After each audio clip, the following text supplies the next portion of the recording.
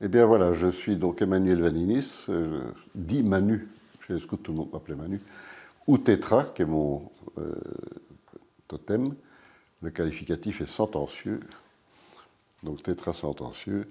Alors j'ai eu un parcours scout un peu atypique, dans la mesure où j'ai fait tout mon scoutisme à Bruges, dans un groupe là-bas. Et puis quand j'ai commencé l'université, j'ai rencontré des amis qui étaient chez les Launes et qui m'ont emmené faire une intendance en 67 et chez les Hardis. Et c'est là que j'ai pris connaissance des Launes. Et puis l'année d'après, j'étais assistant, puis l'année d'après, chef de troupe des Chevaliers. En septembre, je suis devenu chef des troupes et j'ai dirigé le corps de Maretsu pour le 50e anniversaire.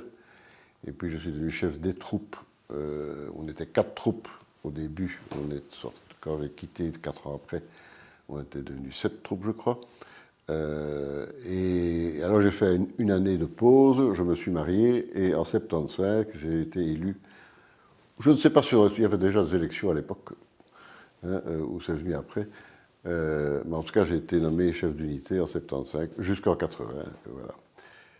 Mais je n'ai pas quitté les Launes depuis parce que j'ai eu des enfants qui ont tous été chez les Launes. L'un a d'ailleurs été chef de troupe des Vaillants, l'autre a été Grand Aigle et puis Aquila. Et voilà, donc, et puis j'ai un petit-fils qui vient de terminer son scoutisme chez les Hardis. Hein, il vient d'avoir 18 ans, maintenant il est à l'UNIF, on verra bien. Donc ça a toujours parcouru ma vie, les Launes. Écoutez, donc comme je vous l'ai dit, le scoutisme, je le connais et je l'ai connu de façon diverse, puisque je n'étais pas Laune comme louveteau et comme scout. Hein, je ne l'ai été que comme chef. Mais enfin, le fondamental reste le même. Le scoutisme est une école de vie pour moi. Hein. C'est un mouvement de jeunesse, bien sûr, mais c'est surtout, je trouve, une école de vie. C'est-à-dire pas pour rien qu'on dit scout un jour, scout toujours. Hein, c'est devenu une espèce de proverbe. Hein, mais il y a quelque chose de vrai.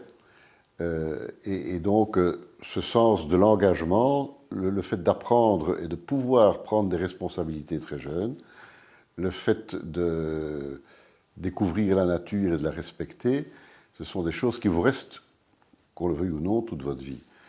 Et qui peuvent vous aider dans votre vie, d'ailleurs. Hein. Alors, chez les Launes, ce qui m'a frappé, en plus de tout ça, hein, c'était que j'ai découvert là le système de patrouille 12-17. Parce que chez les scouts à Bruges, on était en 2 groupes. Il y avait ceux de 11 à 14 ans, et puis ceux de 15 à 18 ans. Grosso modo, hein, c'était des troupes séparées. On appelait ça les jeunes et les pionniers, ou un truc comme ça. Bon. Les éclaireurs, pardon, et les pionniers. Et tandis que là, j'ai découvert le système de patrouille, comment ça fonctionnait, et j'ai été séduit par ce système du chef de patrouille et du second, qui sont responsables de plus jeunes, qui ont parfois 4, 5, 6 ans plus jeunes qu'eux. Hein, c'est pas mal. Ça, c'est une spécificité que j'ai découvert, moi, chez les Launes, et qui m'a séduit. Ce qui m'a séduit aussi, c'est de voir que les Launes avaient quand même un très grand attachement à leur pays, à la Belgique, à la patrie. Hein, les levées de drapeau n'avaient rien à voir avec ce que j'avais connu avant. Hein, l'uniforme d'ailleurs, hein, auquel les Launes ont toujours tenu, qui porte bien le drapeau et le lion belge. Donc cet élément d'être fidèle à la patrie est quelque chose de marquant, je crois, chez les Launes. Il y a aussi un autre aspect marquant chez les Launes, c'est que l'importance de l'aumônier.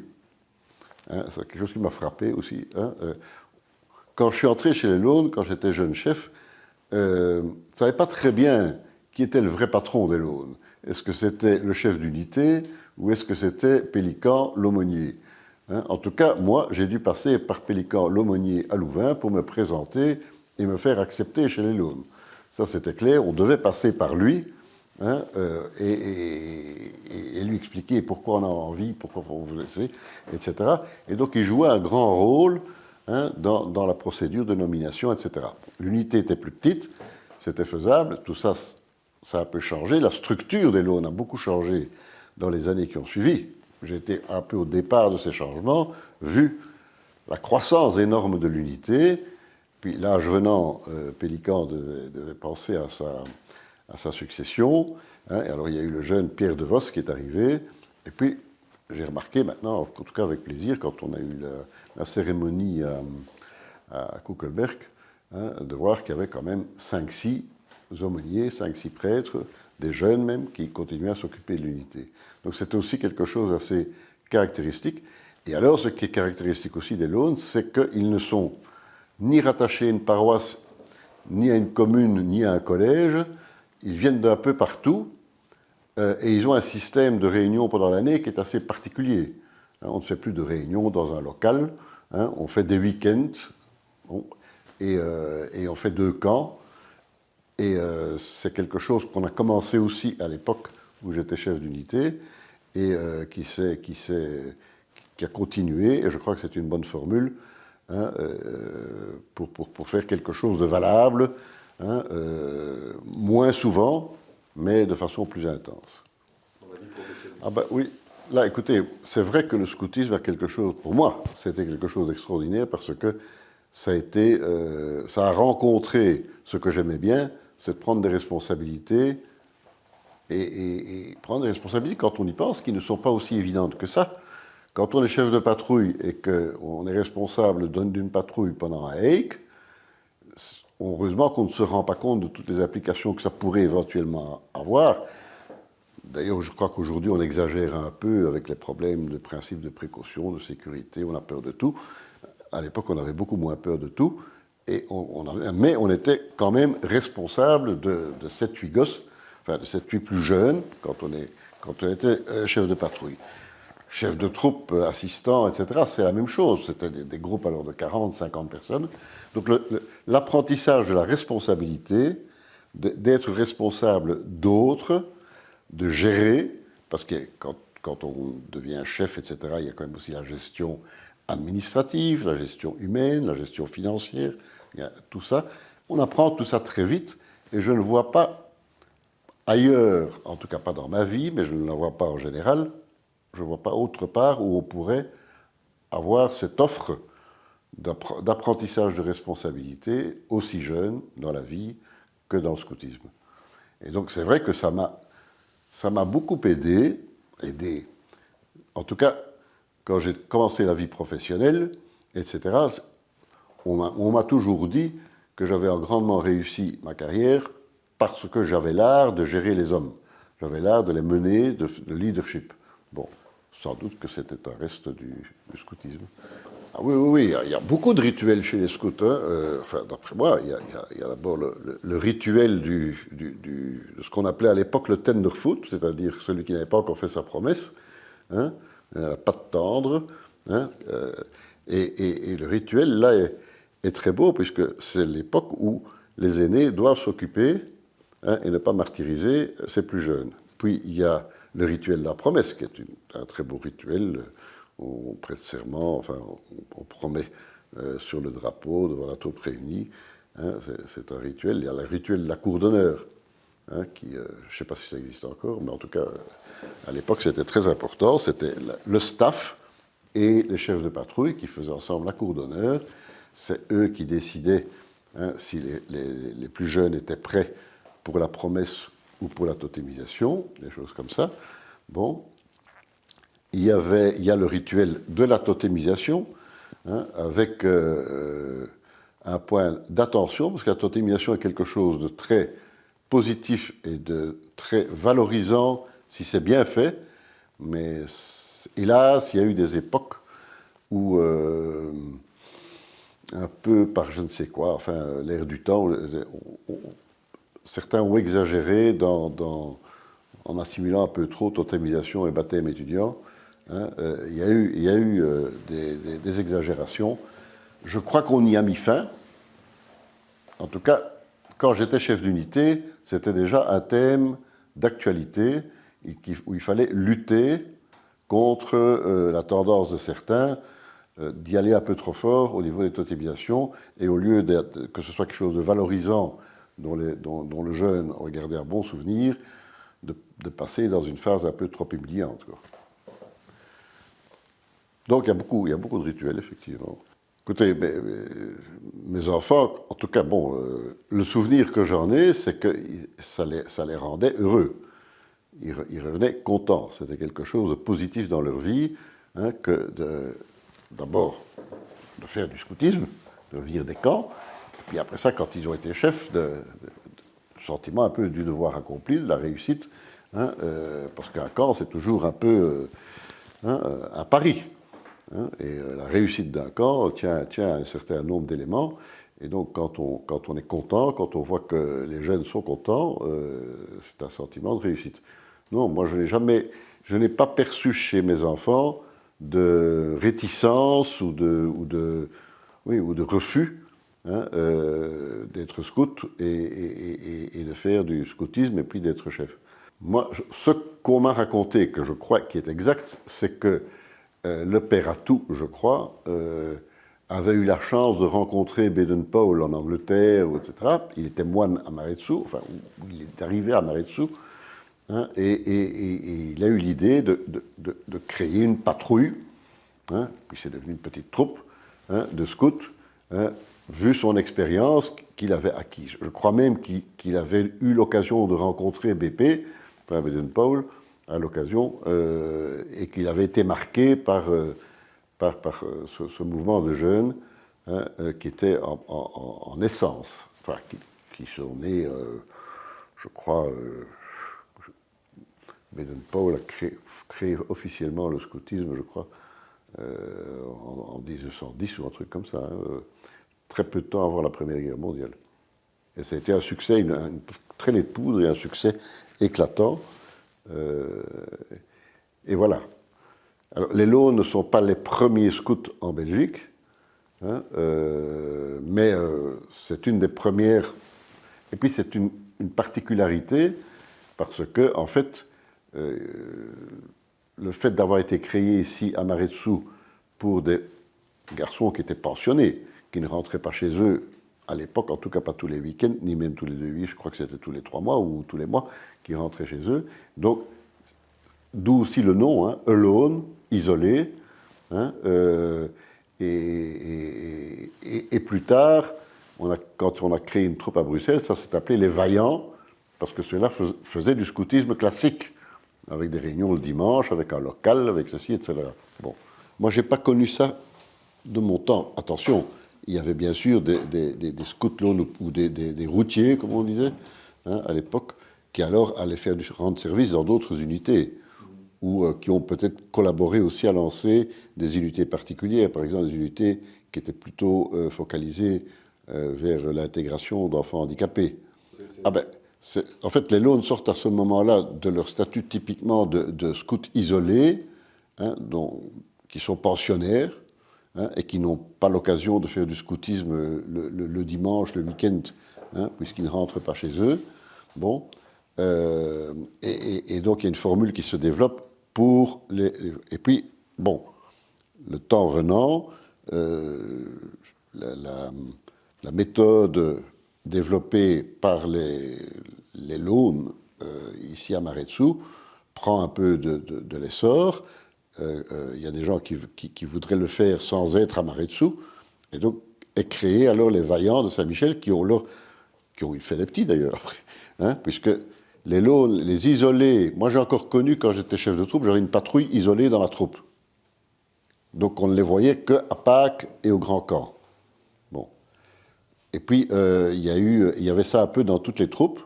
Il n'y avait plus une seule troupe isolée et puis des vaillants. On nous appelait les vaillants, c'était ceux qui faisaient du scoutisme tous les 15 jours dans leur commune ou dans leur région.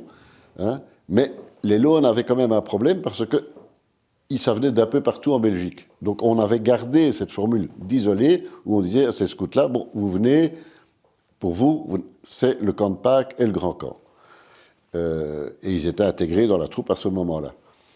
Et puis à un moment donné, il y a même eu un phénomène autour de Courtrai, Tournai, etc., où il y en avait tellement qu'on a dit, mais pourquoi ne pas créer une meute, Saint-Gérard, et une troupe templier hein, pour cette région-là spécifique.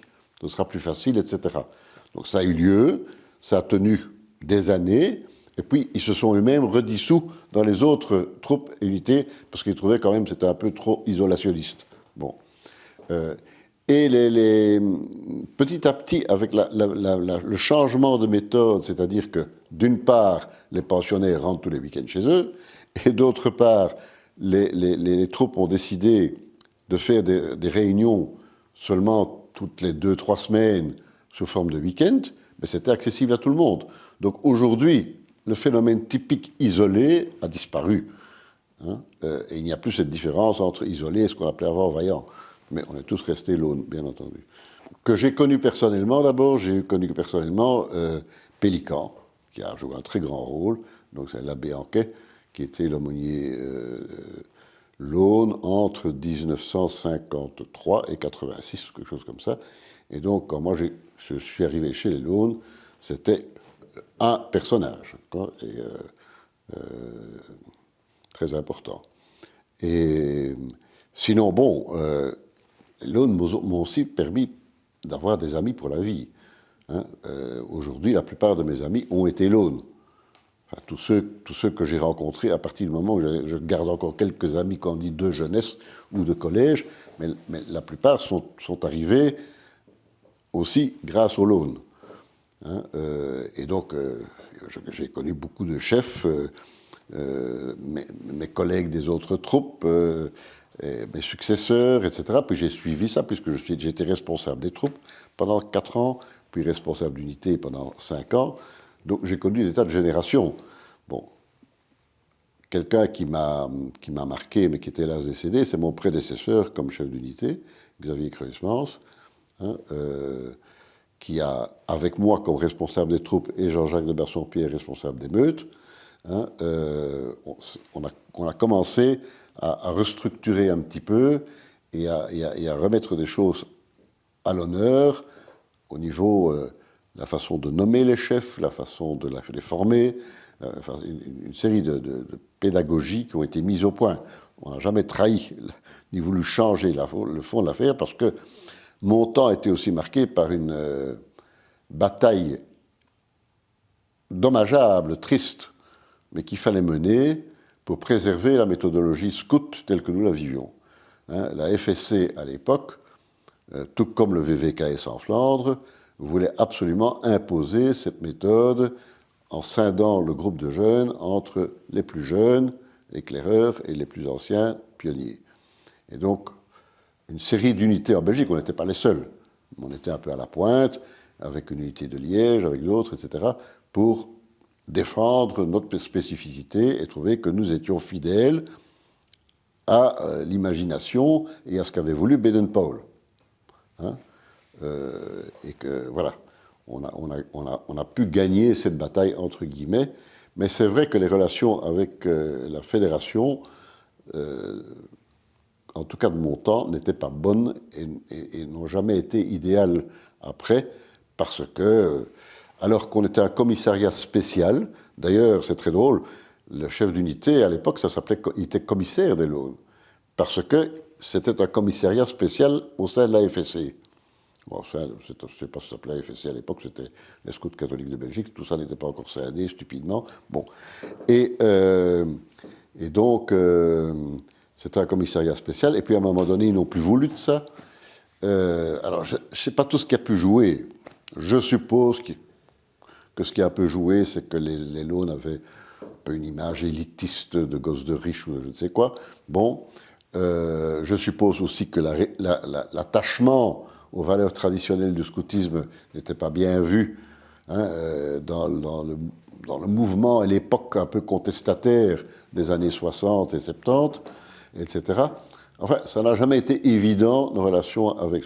Je me rappelle que comme chef d'unité, heureusement, j'ai eu la chance d'avoir un chef, un responsable de district, je ne sais pas ce qu'on appelait ça, enfin, côté de Bruxelles, donc les deux Woluwe, enfin le sud-est de Bruxelles, qui était au sein de la FSC. Et là, il y avait un gars qui s'appelait Guy de Belfroy, avec qui on avait de bonnes relations, Et on voyait le scoutisme un peu de la même façon. Mais c'est comme ça, à part des périodes éphémères, c'est compliqué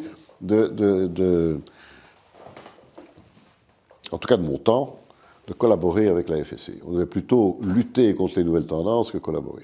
De toute façon, les loans sont devenus, je crois, tellement importants qu'on ne peut plus leur dire que ça n'existe plus, quoi. Le souhait de nous voir disparaître est inatteignable pour autant qu'ils le souhaitent, quoi. Je sais qu'il y avait pas mal de volonté. Bon, d'abord, il faut bien voir, il y a le début de la guerre, où les Allemands n'étaient pas encore tout à fait là, hein, les 18 jours, ça n'a pas duré très longtemps. Là, je crois que c'est vrai que les gens se sont mobilisés pour pouvoir aider dans la rue, les bombardements, etc., etc.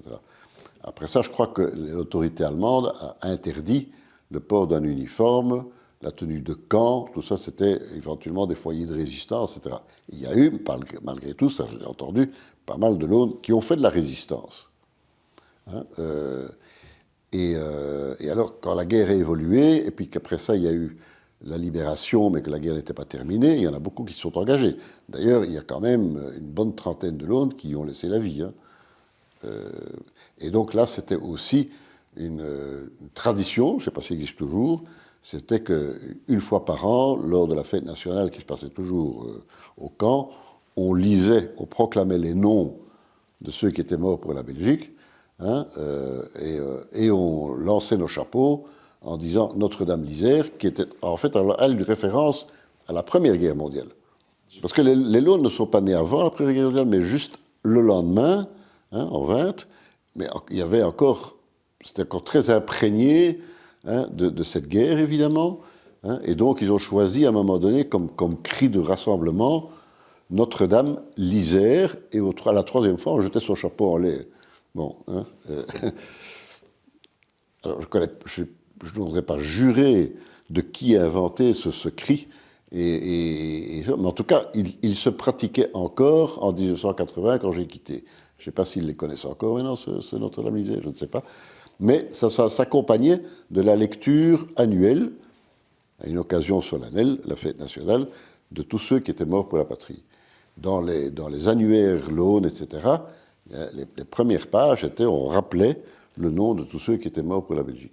Donc c'est quelque chose qui est viscéral chez les Launes, c'est cet attachement au pays. Mais écoutez, quand moi je suis arrivé, effectivement, c'était l'unité était déjà belle, hein, mais quand je suis entré en Laune, donc c'était en 67, 66, hein, il y avait 4 meutes et 4 troupes.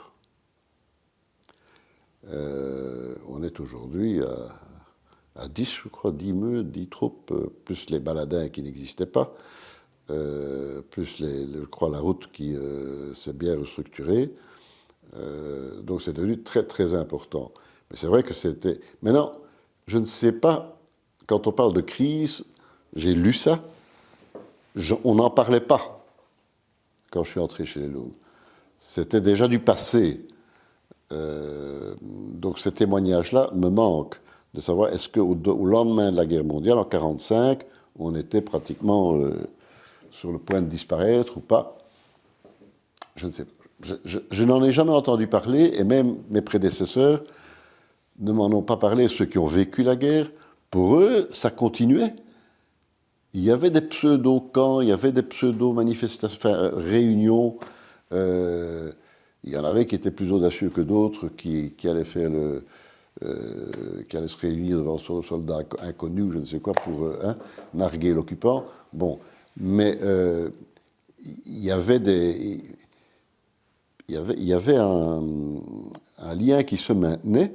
J'entendais parler d'un journal qui s'appelait d'ailleurs L'Isolé, qui se répandait un peu comme ça, bon, et qui en tout cas existait pendant la guerre et au lendemain de la guerre. Donc, il y a peut-être eu une crise de recrutement, etc., parce qu'il faut bien savoir que, bon, moi j'ai entendu mon père m'en parler, etc., c'est que, bon, maintenant, les jeunes, à raison peut-être, enfin, se plaignent d'être privés de liberté à cause du Covid. Hein, pendant 1 an, la génération de mon père, c'est 5 ans, hein, sans bal, sans sortie, sans amusement, sans vacances, sans rien du tout. Hein, et quand on sortait de chez soi, on risquait d'avoir attrapé une balle dans la tête. Bon, donc c'est encore autre chose. Et on avait faim, et on essayait là. Bon, alors, quand les soldats sont revenus, parce que quand la Belgique a été libérée, il y a eu un appel des autorités pour devenir volontaires, aller se former en Irlande, où il y avait des bataillons belges, parce que la guerre n'était pas finie. La Belgique était libérée grandement, mais la guerre n'était pas finie. Et donc, il y a des tas de jeunes, mon père, ses cousins, ses amis, etc. Et donc, chez les Launes, il y en a eu des tas qui sont partis pour se former. Bon. Après avoir eu 4 années d'études très difficiles, on n'avait pas guère temps de s'occuper de scoutisme, etc. Bon, peut-être un petit peu. Il y a ça. Et puis, il y a la fin de la guerre. On revient. Il faut d'abord achever souvent son diplôme universitaire. Il y a des sessions spéciales qui sont organisées d'ailleurs pour aider les jeunes à aller plus vite. Et puis, il y a la vie qui recommence. Il faut que l'économie reprenne, etc. Donc, peut-être qu'il y a eu moins d'attention dans l'immédiat après-guerre, moins d'attention à donner ou du temps à consacrer au scoutisme. C'est possible. J'ai jamais entendu d'une crise spécifique chez les Launes. Jamais. Enfin, pour moi, il y a eu un peu un suivi démographique du fait que la première génération des Launes a eu des enfants, puis il y a eu des petits-enfants, etc. Et puis il y en a d'autres d'extérieur qui sont arrivés, le succès appelant le succès. Hein, mais on voit quand même bien aussi un phénomène de boost quand les générations nouvelles arrivent. Bon. Et c'est vrai que... Mais donc, Reggie a été chef d'unité, je suppose, c'était le dernier commissaire, je crois. Reggie était commissaire, c'est le dernier commissaire. Donc après lui, il y a eu de 65 à 70 Jean-François Fontaine. Donc lui, ça devait être de 60 à 65. Bon. Quoi ? Oui, de fait. Ouais. Les mandats étaient de 5 ans, donc à l'époque. Hein ? Et puis après Jean-François Fontaine, il y a eu Xavier Crespens, et puis il y a eu moi. Et Reggie, je le connaissais, je dirais, en dehors des Launes, parce que j'étais copain avec un de ses cousins, et on se retrouvait dans la famille, enfin entre amis, et Reggie était un peu une référence, un aîné parmi les jeunes, hein, pour nous qui étions encore des gamins qui commencions l'université. Lui, il avait 15 ans de plus que nous, quoi. Et donc, c'est un exemple. Mais je ne l'ai pas, lui, connu comme chef d'unité. Par contre, l'oncle de Reggie, Marc Verhaeghe, a été commissaire des Launes bien avant. Donc, les Verhaeghe de Neyer ont eu 2-3 générations chez les Launes.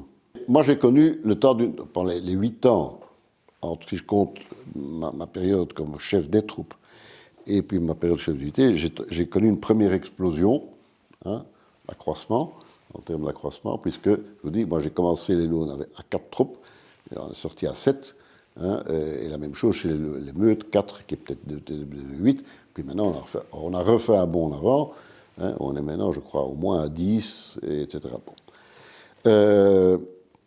Alors, il y a un phénomène aussi, tiens, ça c'est aussi un truc que je crois un peu spécifique aux Launes, que malgré leur nombre, malgré la difficulté, on a toujours tenu à faire des grands camps d'unité. Alors, à mon époque, c'était tous les 2 ans. Donc, tous les 2 ans, il y avait un camp d'unité, et tous les ans, la troupe allait de son côté. J'ai cru comprendre qu'on a un peu plus espacé les camps d'unité, sans doute vu le nombre et l'organisation gigantesque que ça représente. Mais moi j'ai connu pendant toute ma période, c'était tous les 2 ans un camp d'unité. Alors ça, c'est vrai que ça rapprochait hein, quand même les gens des différentes troupes. Et puis il y avait quand même un conseil d'unité, donc qui réunissait tous les chefs de troupes avec le chef d'unité, avec le responsable des troupes, etc. Bon. Et donc à travers ça, les chefs entre eux apprenaient à se connaître. Puis il y a quand même des sessions de formation, des choses qui sont spécifiques à l'ensemble des chefs. Il ne faut pas cacher que le fait de la taille n'est pas nécessairement propice à la création de liens forts, interpersonnels. Mais il y a des occasions de se rencontrer quand même, et je crois qu'il y a quand même la fierté et la joie d'être Laune. Hein. Quand on voit un foulard noir, on est content, même si on ne le connaît pas, quoi. De méthode. C'est comme il y a eu aussi toute une bagarre, des confrontations d'idées. À un moment donné, la fédération ne voulait plus qu'on s'appelle chef et assistant. On était tous des animateurs. Donc on a refusé ça, on nous a laissé faire, quoi. Ça n'a pas été une guerre, quoi. Hein, mais on n'est pas les seuls, d'ailleurs, hein, de communauté. On est plutôt, dans le bon sens du terme, je trouve, mais conservateur à cet égard, hein, de ne pas vouloir toujours renifler l'air du temps. Hein, et moi, j'étais opposé, parce que ça, c'est moi qui ai vécu ça, l'histoire d'animateur, le fait qu'ils essayaient d'imposer animateur, hein, animateur d'unité, animateur. J'ai dit d'abord, qu'est-ce que ça veut dire, animateur? Qu'est-ce que ça veut dire? Quel est le changement de responsabilité? Parce que c'est ça, finalement. L'apprentissage, chez nous, les chefs, c'est une responsabilité. Il faut apprendre, il faut se former. Hein. Alors, si c'est simplement être animateur sans responsabilité, non merci, pas pour nous. Moi, je peux animer un goûter d'enfants, je peux animer des tas de choses. Je ne suis pas un chef, là. Hein. Bon. Quand on est chef, quand on est responsable, on est responsable. Je dirais, au niveau global, hein, c'est donc la période 67, chef de troupe, enfin, 68, 70, puis chef des troupes, 70, 74, et puis chef d'unité. Au niveau global et extérieur, il y a eu, je suis désolé d'y revenir, mais il y a eu cette mise au point et le fait de devoir se battre. Nous n'étions pas seuls, loin de là. Il y avait l'unité de Saint-Michel, il y avait des unités alliées, etc., pour pouvoir garder au sein de la FSC un système 12-17. Bon, ça a été OK, bon. Mais ça nous a pris du temps, de l'énergie, de devoir aller participer à des réunions, on n'avait aucune envie d'y aller, hein, des congrès, des trucs. Bon. Et puis, il y a eu aussi cette histoire de nomination et de responsabilisation, ou pas, hein, avec le refus de certaines réformes imposées par où la FSC essayait de nous imposer, dont le plus symbolique, c'était le fait d'être animateur et plus chef. Bon. Ça, c'est, je dirais, au niveau de la mouvance externe. Au niveau de la vie, alors, proprement de l'unité, il y a eu pas mal de choses, évidemment. Il y a eu, moi, le premier grand événement, ça a été ici à Maretsou, le 50e l'Aune. Hein, donc c'était aussi un camp d'unité. Hein, voilà. La deuxième. Donc après le 50e, moi j'ai vécu toute ma vie l'Aune entre, enfin pas toute, mais le 50e, et j'ai quitté au 60e. Hein. Le 60e, c'était pas mal aussi, à Maretsou. Et puis il y a aussi eu l'apparent, le fait qu'on a commencé à aller à l'étranger. Hein. Et ça, c'était aussi une nouvelle responsabilité, une nouvelle expérience, hein, en unité, mais aussi en troupe, d'aller faire des camps à l'étranger. Hein, je me rappelle, moi, quand j'étais chef de troupe, la première année, c'était un grand camp d'unité à Pincran, en Bretagne. Et après ça, en 69, hein, on a trouvé, mais alors c'était nous, le staff de troupe, un endroit près de Gérardmer, dans les Vosges, hein, pour notre camp de troupes. Et puis voilà. Donc pratiquement, on a abandonné, pas abandonné, mais c'est un mauvais mot, mais on a délaissé, pour des raisons d'espace sans doute et de possibilités, de plus en plus la Belgique pour aller à l'étranger. Maintenant, évidemment, avec le Covid, ils ont dû revenir en Belgique. Hein, et finalement, je crois que ça s'est bien passé. Et grâce à la générosité, à l'accueil des gens aussi, hein, parce que accueillir une unité de 1350 personnes, hein, dans un endroit, il n'y a pas beaucoup de propriétaires qui voient ça nécessairement d'un bon œil. Ils voient déjà leur pelouse piétinée, leur bois rasé. Hein, bon. Mais c'est vrai que là aussi, hein, il faut absolument maintenir le fait que, ça j'y tenais beaucoup, c'est que les gens qui nous recevaient pour les camps soient contents de l'avoir fait. Et que ce n'était pas que des beaux mots de dire que les scouts laissaient les endroits plus propres qu'ils l'avaient trouvés et qu'ils respectaient la nature. Si on piétine ces deux principes, on ne sera plus les bienvenus nulle part. Ben, les routiers, il y a deux aspects chez les routiers. le premier aspect, c'est le renouvellement des chefs. Et donc, les chefs de patrouille qui quittent, ils ont 17-18 ans, ils sont en fin d'humanité ou en tout début d'université. Hein, la route a été souvent aussi, et je crois encore toujours, hein, un vivier pour attirer de nouveaux chefs dans les troupes et dans les meutes. Bon, mais il y a un autre aspect, c'est de franchir une étape pendant 2 ans, souvent 3 ans, d'un autre type de service, plus tourné vers l'extérieur, de service aux autres, qui peut prendre des formes extrêmement diverses.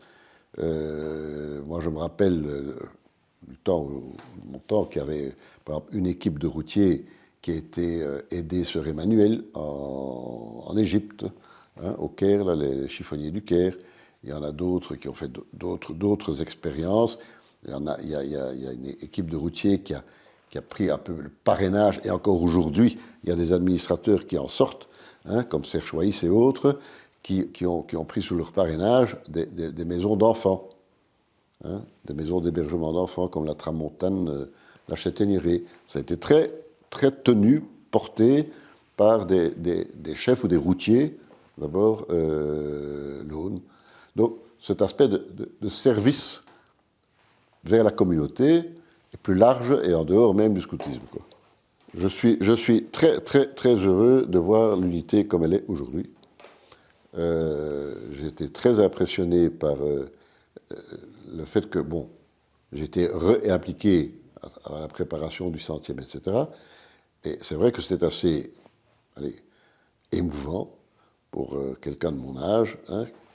Bon, il y a quand même déjà maintenant 54 ans que j'ai commencé à faire du launisme, hein, de voir que les traditions sont maintenues, l'esprit est le même, hein, on redevient très vite copains, même avec des gens beaucoup plus jeunes, hein, et donc le chef d'unité et ceux qui ont précédé, etc.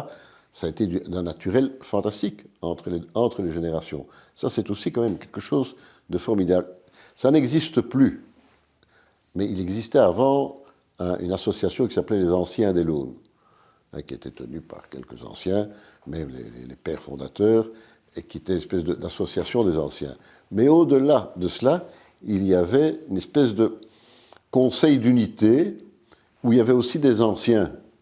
Et donc, entre générations, c'était très amusant, hein. Il y avait les vieux, enfin les plus anciens, les plus âgés, qui venaient avec leur expérience, il y avait les actuels, et puis il y avait les éventuels futurs. Hein, et il y avait, c'était un groupe d'une douzaine de personnes, hein, qui faisait une espèce de conseil d'unité, mais qui a permis certaines choses. Entre autres, par exemple, le choix du chef d'unité avant les élections. Maintenant, ce sont l'ensemble des chefs qui élisent le chef d'unité, et il peut y avoir plusieurs candidats. Mais avant, c'était cette espèce de conseil des sages, conseil d'unité, qui se réunissait, hein, et qui voyait qui pouvait être éventuellement candidat et qui émettait un avis. Bon. Et donc, moi, ça m'a toujours frappé, c'est que avoir été l'Aune, ça veut dire aussi qu'on s'entend bien et qu'on est écouté par ceux qui ont précédé et ceux qui suivent. Hein, il ne faut pas attendre une demi-heure avant qu'on se parle comme si on se connaissait. Non, je souhaite qu'ils gardent leur valeur, qu'ils gardent leur fidélité, qu'ils continuent à croître, peut-être pas trop vite, parce que ça devient un peu gigantesque, mais surtout qu'ils restent qualitativement ce qu'ils sont. Et je crois qu'ils rendent un grand service aux jeunes actuels, hein, parce que s'il y a ce succès, c'est aussi parce que ça répond à une demande.